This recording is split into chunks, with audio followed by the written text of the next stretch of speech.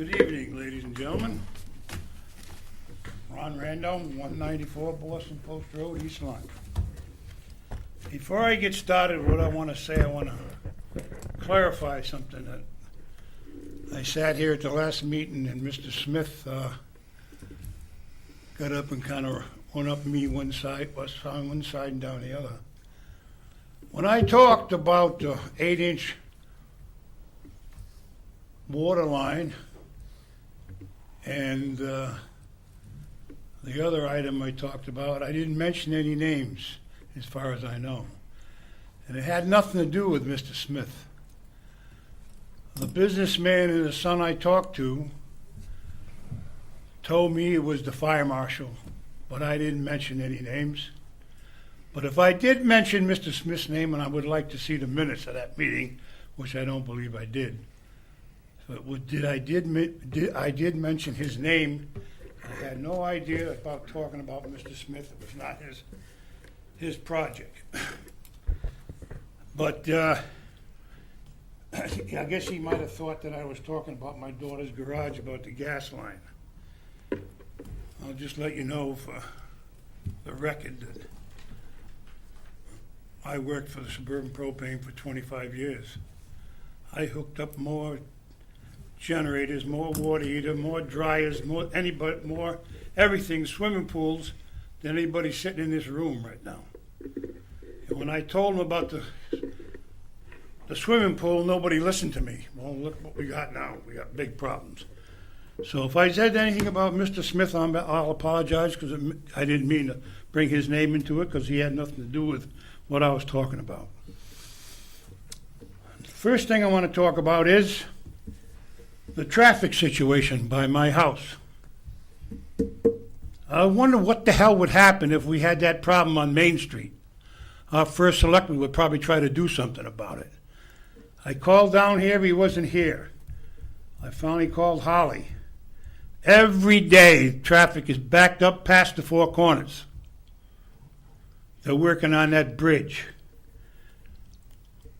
They're killing Mike's business, you're killing my business, and anybody that's in business on that road. Now it's time that you go and talk and sit down with the state. If they're going to cut trees, have them cut them at night. And let them work on that bridge at night, not during the day. My business is cut down 50% because people are sick and tired of waiting in line for 25 and 30 minutes. They turn around at the beauty parlor and they go back home. One guy come in Monday, for a can of powder. He was in line 30 minutes. It's disgusting what's going on. And I could see if it happened down the Main Street, things would be changed fast. Now I want to talk about the budget. I've been telling you, not use this board, but all boards. Time to stop and look at what's going to happen. Well, it's happened. I went to a town, I was trying to think of the town I went to when I was involved there with the concerned citizens, and I went and got a town that had an ordinance, or it was in a charter, I don't remember, it was a long time ago. I said we should tie our budget to the grand list. If the grand list goes up, you raise taxes. If the grand list doesn't go up, you don't raise taxes. Live in our means. Well, now we're going to have to, sooner or later. We got 1836, I don't know how many people up there, supposed to be highly educated people, that go there in February, and they don't even sit down and start talking about the budget till it's almost, the session is over. It's ridiculous.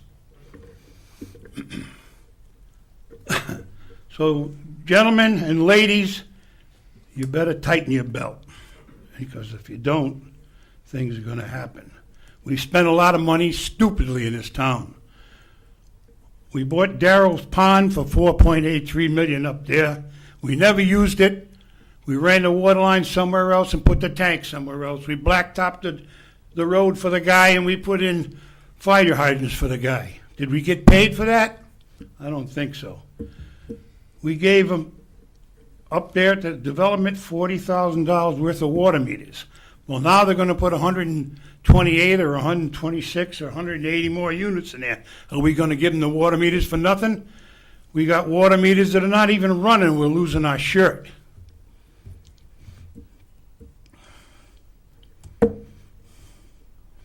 We spent money on a goat path down there, millions of dollars that we shouldn't have even spent. They knew the railroad was going to come through and change the bridge and move the tracks, but we put it in anyway, and we tore it up. Whose money was that? Oh, that came from the railroad. Well, who the hell subsidizes the railroad? The taxpayer. So you're gonna if you don't cut your belt and stop spending money on vehicles and new fire department rigs and new police cars, we're going to be in trouble. Spend it where we need. We're paying $1,700 $1,700 a month for the pumps down there in case the other pumps go kaput again. We're renting pumps. Let's fix the sewer department instead of waiting and putting Band-Aids on it. And now we have a police chief in town. So the first selectman is not the police chief anymore. So what do I think? We should cut his salary $25,000 right off the top. He's not the police chief anymore. And the last thing I got to say is about the rent on the police cars when they're working on the road. Ms. Hardy brought my name up, but I was so disgusted last week. I can't understand how a polluted ground has cleaned itself up by itself. I don't understand it. I'm not a college-educated person, I guess. I don't know what I'm talking about. I think you should check and see what the state police charge for their man and vehicle when they're on the road doing that. It's a lot more than $25. We went from 5 to 25. I think we should have gone from 5 to 50 to 75. That's my opinion. Thank you very much. Now I'll sit down and listen. Thank you, sir. Anyone else? Mrs. Cheeseman? Good evening. Holly Cheeseman, 16 Mitchell Drive, Niantic. I'm here tonight as your state representative. I just thought I'd give a little update on what has or has not happened. As you will know, that on September 15th, a budget was passed, the Senate and the House. The governor last Thursday chose to veto it. The speaker, unlike usually, did not consult with our leadership and with less than 24 hours notice called a session for yesterday at noon. The idea being that the budget that the governor had vetoed, we would present a motion to override. We had one of our members fly back from Bermuda. There were members on the other side, particularly those who had voted for the budget, who were not able to be there. And it was our feeling that there was not sufficient time to continue our effort to talk to our colleagues on the other side of the aisle to come up with the numbers to veto the budget. This budget is not perfect, but it is a budget that sets spending, allocates money for towns and schools, and does not leave the state subject to the whims, and I don't use that word lightly, of the governor's decisions as far as money is being spent. There was no motion to reconsider. That budget, in effect, is still alive. We are still hopeful that as the days go on, we will gather sufficient support to override that veto and at the very least set, as is required by our state constitution, our budget going forward. It is the only budget that has passed both the Senate and the House. It is the only budget that protects towns like East Lyme and Salem as far as education cost sharing is concerned, as far as municipal aid is concerned. Certainly in this year, it sets a new formula absent the agreement of groups like CAVE and the Connecticut Education Authority and the Superintendent of Schools to design a new education cost-sharing formula. It protects the most vulnerable in our society. It funds care for kids. It funds respite care for the parents of intellectually disabled children. It is a starting point, and at the very least would put a spending structure into place that we would be happy to tweak. You know, there have been objections because of the cuts to Yukon funding. Fine. Let's put this in place and use it as a working document, but let's have a budget in place rather than having the governor decide where and when the money is going to be spent. I know that the towns of Torrington and Brooklyn have filed lawsuits. The Connecticut Education Authority is talking about filing a lawsuit against the governor. Attorney General Jepsen has said that he cannot say that what the governor is doing is legal, but the only solution is to have a budget. Believe me, we know that. There have been numerous budgets presented. There has been a budget that has passed both the House and the Senate. And again, I'm a freshman legislator. I'm not in those meetings of leadership, but I have been at the Capitol for meetings, for forums, talking to my colleagues on both sides of the aisle. And my Democrat colleagues are equally frustrated. I was told by a fairly senior Democrat last week that every time they thought they had an agreement, that there was a budget that the governor would sign, there was a new line in the sand drawn. That's not the way to run a state. We need to put the best interests of everyone in the state above everything else and reach a consensus. And I know we are working on it, but we do have a budget, and we are still trying to work on a veto. Every day, I worry about what's happening to our town, to the citizens of our town, to the citizens of Salem. And believe me, I will do everything in my power to bring this to a resolution as soon as possible, because no one gains from this. So that is my update, and who knows? It's so unpredictable, we could have a budget next week. And I'm keeping my fingers crossed, because that's in the best interest of everyone. Thank you very much. Thank you, Mrs. Cheeseman. Thank you for your hard work. And I wish you good luck up there. And I'm hopeful for next week, too. I heard some things that, maybe they'll be working toward a solution. Sir? Yes, good evening. Thank you, Representative Cheeseman, for the update. I have some handouts for you. Can you please introduce yourself? Yeah, Dave Godbout, 15 Cardinal Grove. For the record. I've got a couple copies. If you'd like to share, whoever. I can share. I'll give this one to. I noticed on the agenda that you're going to be discussing some police equipment, so it obviously deals with our police commission. If I may, I'm going to steal this for a second.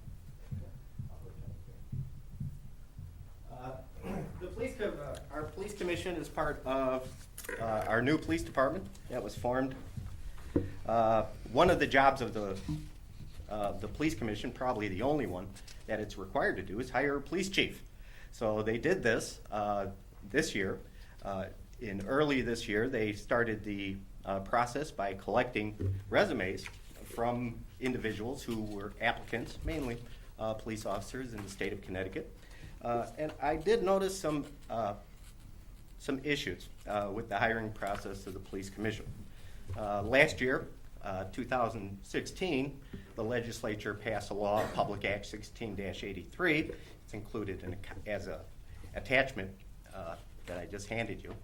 That prohibits employers from doing background checks immediately in the interview process. So you can read probably the testimony of the ACLU that was given in reference to this bill that was passed, Public Act 16-83, for a little bit more complete detail of why that law was passed. However, the police commission in January and February started collecting resumes from various individuals. The first thing they did was to do background checks. All right, that violates 16-83, and the background checks that they completed, a report was written by the commission. It's included here. However, the report appears to be a simple background check on Google, done by quite inept as well. If you notice, the first applicant that's listed there is Mark Cantana, who was from the Glastonbury Police Department, submitted an application or a resume to the town to be considered as police chief. And the comment, the negative comment made in the report says, found guilty of excessive force in 2004. However, that's not true at all. The link that he has listed here, and there's quite a few links that's listed on this report, links to a motion for summary judgment that was requested by Mark Cantana, who was involved in a civil suit regarding excessive force. He was one of many defendants. He lost the motion for summary judgment. However, he won at trial, and this was well known before this report was written.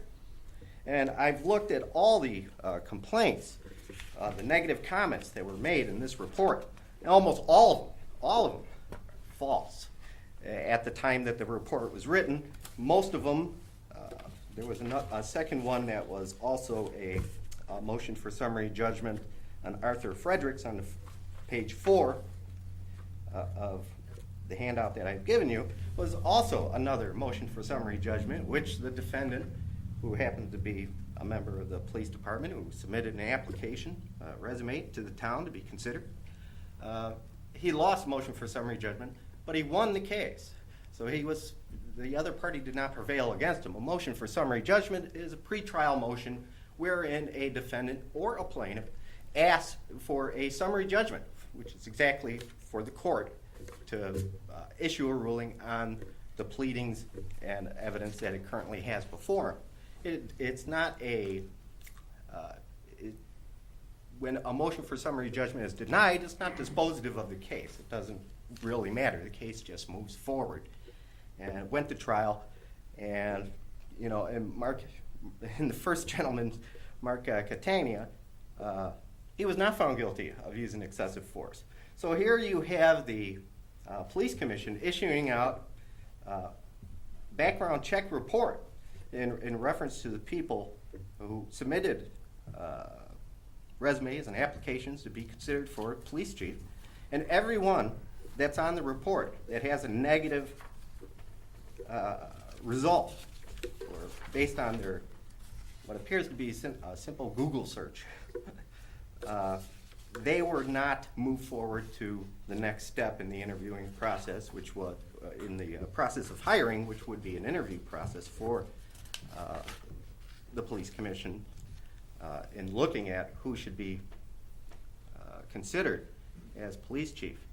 And the last one is the last one that has a negative report is very disconcerting. It's James Nardozzi. He was an individual who was fired, and he has a lawsuit currently now pending in Superior Court in Waterbury. So it appears as if the police commission didn't want to consider him for further consideration simply because he exercised his right to file a lawsuit. And I have read the lawsuit, and he's probably going to prevail because of Connecticut General Statutes 31-51Q, or free speech rights in the state, where an employer cannot infringe and fire somebody just for exercising his free speech. And it looks like Mr. Nardozzi fell into that bucket. But that case is still pending. So why didn't, the police commission considered this report, and also I saw them considering who was going to be interviewed and who was going to be a finalist, et cetera, through email communication. So they were having email meetings, which is a violation of our open meeting clause as well. So I have very much concern if the current members of the police commission are mostly ex-policemen or ex-government workers, many retired. They just feel entitled to do whatever they desire regardless of what the law is, because Public Act 16-83 is on the books, been on the books for a long time. They certainly were aware of it. You can't do background checks at the initial stages of an interviewing process, and that's exactly what they did. And the report that they did is an ad hoc, what appears to be a Google search, very amateurish. And it states false information. So I think it opens up the town to defamation lawsuit. Because I have spoken to some of the individuals on that list, and they were unaware of why they were not called in for an interview, because they have not seen the report that was written by the commission, considered by the commission, and relied upon by the police commission. I would say that this board, who appointed the police commissioners, should now seek for them to resign, because such a violation of the law and such violation of just fair play in reference to who the town wishes to hire and who the town wishes to pass over. This is just unacceptable. And right now, I feel like some of them are going to sue the town. It's going to come out of my pocket. So I'm not happy about that. And of course, the records that I provide you, most of them were gathered under the Freedom of Information Act. You're running out of time, sir, so please Well, there wrap is it no up. time limit. There is a time limit, There sir. is no time limit in your meeting minutes, in your We meeting have rules. we have a bylaw that says there's a time limit, sir. Okay, well, let me finish. That's why I suggested you wrap it up. Now I lost my train of thought. You have 30 seconds. You can't put a time limit on me. It's not in the rules for the conduct of this meeting. It is in the bylaws, and I'm not going to get into a debate with you, sir.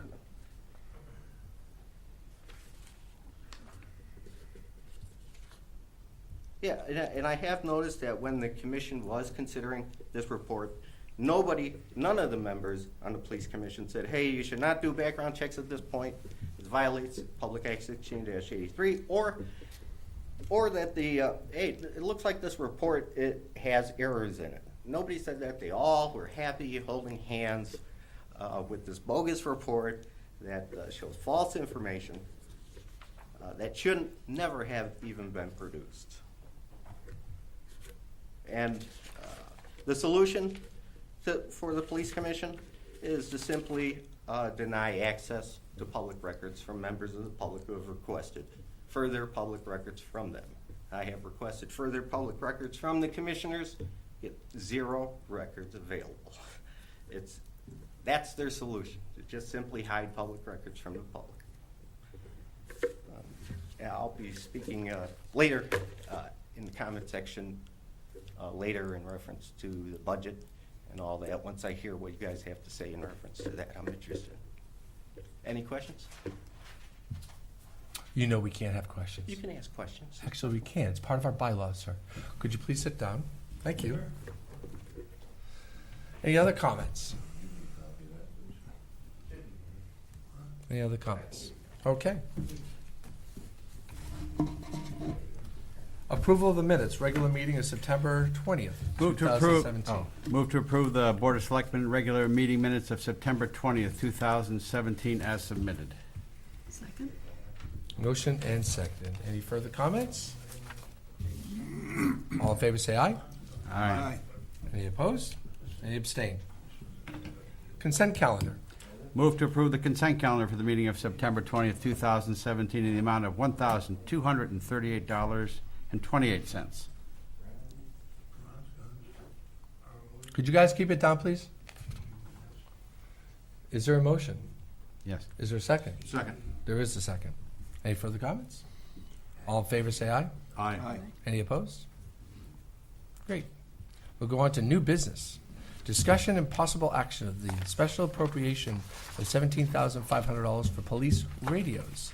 Sergeant Masic's here this evening to explain what we're doing with this. This is we have 3 items this evening on the agenda that represent outstanding work by our department heads, saving our taxpayers money in various forms. And this is an outstanding job by Sergeant Masic.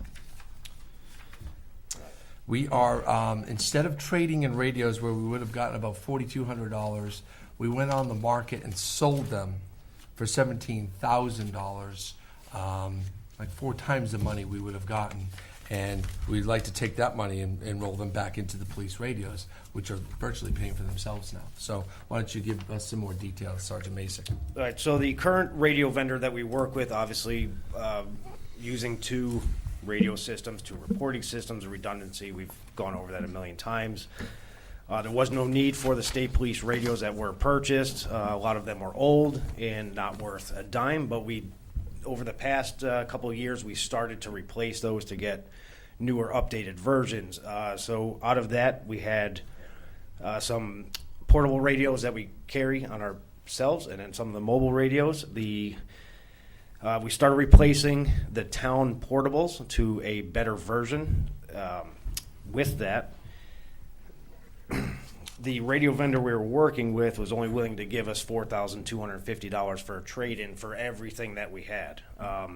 Seeing that there's a market out there for other resident trooper towns, I started to contact every resident trooper town that had constables attached to them, and was able to sell these radios at $17,500, which is significantly more than what we were going to get just for a trade-in. This is going to help offset the cost. This will keep us from coming back to the town to do a special appropriation or pull some more funds to continue replacing our current older, outdated portable radios. So in the end, it's a win-win. It was a win-win for the town because we don't have to come back to the taxpayers to ask for some more money. And it's a win-win for the other departments in the state that we also helped out. Terrific. Any questions from the commission and the board? Might maybe a motion on the table then? Sure.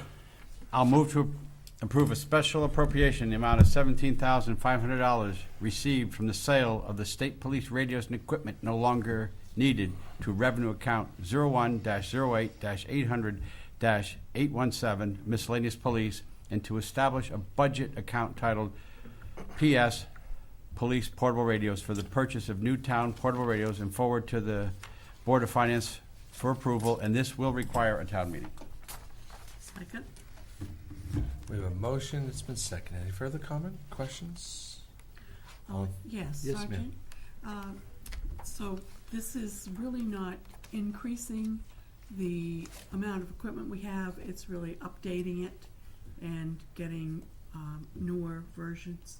Correct. So our old, because we really relied on the state police radio system, the mobile or the portable radios that the officers carried from the town were of a lesser grade. They weren't of the professional law enforcement, fire service grade radio system. These are the same ones that basically the Board of Education uses. So we're just getting those up online. They've got a better signal. We can hear clear, transmit much better with them. So it's not adding more equipment. We're already in the process of replacing the old, outdated radios that are 10. Don't quote me. They're about 10 years old, I think, at this point. 9 years to coming up on 10 years old. So just giving the officers better equipment to use. So this will just offset that. Have you piloted some of these phones and some of this equipment? I'm interested in whether this is going to improve those areas of town which we've identified as dead zones, where you can't get reception. Right, so what we did with the vendor, of course, like any sales pitch, he had a whole group of, bank of different types of radios from